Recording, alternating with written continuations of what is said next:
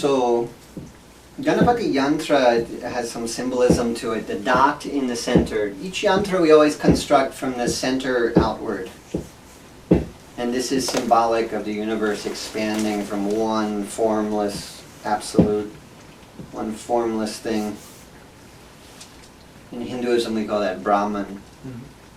In Buddhism they have different names for this. In Christianity they have a different name for this, God the Father. They may say Buddha consciousness or something in Buddhism. They have different names, but the concept is the same, is that from this one, all of creation springs forth. From the formless being of this one. And so this dot in the center of the yantra symbolizes that. We call this the bindu. And the Hindus wear on their forehead bindi, this dot. Yeah, the same symbolism is the same. It's the one that everything springs forth from. And so we always start the construction of every yantra with the bindu in the middle. Then outside of that, in this particular yantra, we have the trikonam, the triangle. And the triangle relates to the Agni, the fire element. It has energy that's very dynamic energy, an energy of transformation. Yellow triangle. The triangle, yeah. And beyond the triangle, you might need to get an additional plate or something to keep them on for now. I'm gonna get one from out The triangle has this dynamic energy of transformation, of awakening. We also have, beyond that yellow triangle, we have the two triangles placed together in this form. That's always, people always say, is that the Star of David? And it's the same design. The Jewish people use this design with the two triangles, and they call that the Shatkona. Trikona and Shatkona. Kona means like an angle, and three means three, and Shat means six. So this six-pointed star we call Shatkona. And there's a different energy to the downward pointing triangle and the upward pointing triangle. The upward pointing triangle relates to Shiva, the divine masculine, in the left hemisphere of the brain. The downward pointing triangle relates to Shakti. And it relates to the right hemisphere of the brain, the feminine, the emotional, the creative side of the brain. So those energies are different. When those two come together in the Shatkonam, you get a balancing sort of energy. This design balances the lunar and the solar energies within the body. Within our minds, but within the space as well, we get a very balanced energy created by a design like this. And if you're ever trying to remember which is relating to which, the upward pointing triangle looks a little bit like a lingam. So this relates to Shiva. And the downward pointing triangle looks a little bit like a yoni. And so this relates to Shakti. And so the colors are important too here in this yantra. The yellow color there relates to a pure spiritual intellect. And Ganapati relates to wisdom and intellect. He's got two Shaktis. The goddesses are Shaktis. His consorts, they say, and the mythological descriptions of it, but really this means that in Hinduism, the goddesses have the power. And the gods are just being. Just being. They say the gods can't do anything without the goddesses. So the goddesses symbolize the power of the gods, and the gods always have the goddesses with them or they can't do anything, they say. And so Ganapati is depicted with two goddesses, two Shaktis. One is Buddhi and one is Siddhi. Buddhi means wisdom and Siddhi means attainment. This tells us, when we do the mantra practice for Ganapati or the meditation on his yantra or his meditation form, we're going to get these powers. We're going to get wisdom and attainments. And so Ganapati, they say he's the patron of the arts and the sciences. He gives us a great deal of wisdom, and so this yellow color is very appropriate there. But right beyond that we have the orange color.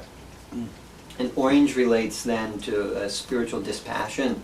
This is one reason that the sannyasis, the Hindu monks, wear orange color, is because it brings about the intellect, but a spiritual intellect with dispassion, not too much attachment.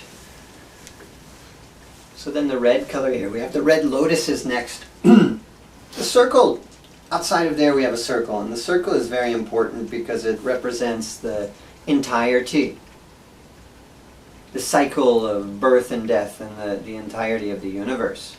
It's an expansion from this bindu, but because it's enclosed, it represents a totality, a completeness there. And whereas the triangle relates to the fire element, does anyone know what element the circle relates to? Water. Water element, yeah. Exactly.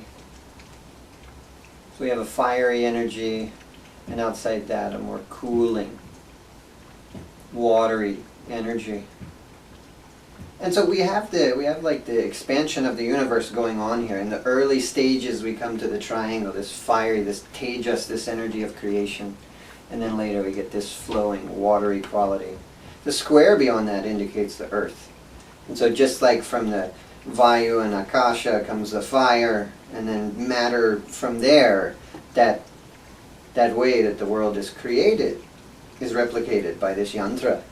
When we create this yantra, we're following those elements back in to this universal consciousness symbolized in the center in the bindu. But then the lotus petals here. Lotus is symbol in a lot of Eastern religions, Buddhism, Hinduism. The lotus, of course, grows up from the mud at the bottom of the water, and it comes up pure and clean. So it's a symbol of spiritual awareness, soaring above the world, not in the world, but not getting attached, not getting dirtied by the things of the world, so to speak. And we've got 8 lotus petals here in this case, symbolizing the 8 different directions. Some yantras will have even different rows of lotus petals, 4, 2, 8, 16, 32, more even. The red color here, red color relates to Ganesha and the root chakra. Ganesha sits at the root chakra, they say. In the Ganesha Upanishad, it says, Muladhara sthitosi nityam, you are eternally established at the Muladhara, the root chakra. And the red color relates here. And when we meditate on Ganesha, we think of the red color. We've got a red background in that. We're using red cloth here. Under the yantra, we have a beautiful red sari. And red cloth on the water pot over there for Ganesha, because they say red is his color. Raktam lambodaram shurpakarnakam raktam lambodaram shurpakarnakam raktavasasam raktagandhanuliptangam raktapushpaisa pujitam.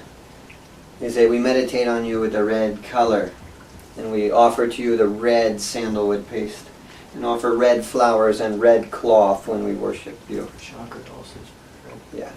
And the red color, they say, relates to the Muladhara chakra. Well, sometimes they'll say different colors there. Mm-hmm. Different people see different things and say different things. But generally they'll say red color there. Mm-hmm. And yellow color next chakra. Mm-hmm. But it varies.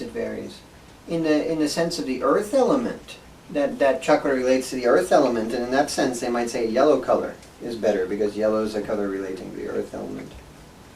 But red is a color that gives us physical vitality, it gives us strength and support, and it's said to relate to Ganesha. There's not too much of red color in here. Ganesha has a slightly heating energy, but we've got all these other colors and things as well. So then we've got the square, and as I said before, the square shape relates to the earth element here in this yantra. And we've got the gates in the 4 cardinal directions there. In Tibetan Buddhism, they'll do meditations on the mandalas with the gates like this, and I've heard lamas talk about you can enter in the gate, and they're meditating that they're walking around the yantra. And they'll even make the 3-dimensional yantras, mandalas. And they walk in through the gate, and they do a meditation, and they go to one petal and go to another petal. And there's a thought that as they're doing this meditation, as they get further and further, they're progressing in their spiritual journey. But really, when you just look at the shapes and the colors in the yantra, because it has certain mystical effects, these colors and these shapes, it's a meditation in and of itself. Just to look at it, you start to get pulled inward. All of a sudden, you're not seeing so well with your physical eyes anymore. You're feeling the energy of it. It will pull you inward to look at this mandala and to hear the mantras that go along with it, this yantra here. And so the green color there relates to intellect. There's a lot of this green color here. In Ganesha, they say relates to Mercury planet, who has a green color. And green color is a color of intellect and wisdom. A couple of the coconuts are spoiled. Do you still want to use them? Discard the spoiled ones. Yeah, we should have 10 halves, ideally. We're going for 10 halves. Okay. And so we did some rituals yesterday first, before we made the mandala. Rituals to purify the space. And rituals to start to energize the yantra even before we started to create it. And so as we begin today, we'll pray here first and invoke Ganesha into this water pot here and make some offerings there. Before then, we'll do the yantra pratishta, the energization of the yantra, and we'll be meditating on various parts of the yantra with different specific mantras. And so we'll go ahead and begin with the puja of the water pot there.